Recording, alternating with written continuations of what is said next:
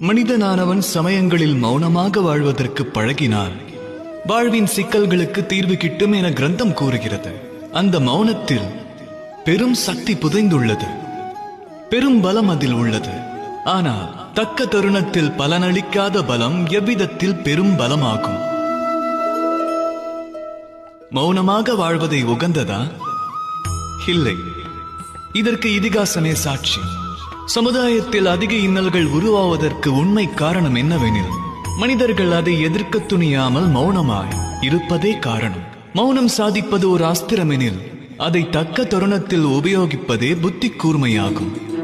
நிரந்தர மௌனம் சாதித்தால் பல சுதந்திரங்கள் வாழ்வில் பறிபோகும். பிறகு பணிந்தே வாழ்வது தம் அனைவரின் சுபாவமாகி அதுவே தமது வாழ்வாகிவிடும்.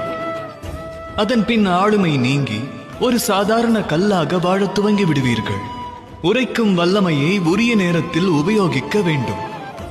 திருவாய் மலர்ந்து வார்த்தைகளை விடுக்கவும் அதை அடக்கவும் வழி அறிய வேண்டும். மௌனம் மகத்துவமே, ஆனால் தக்க வேளையில் அதை கலைப்பது அதைவிட அதிமகத்துவம்.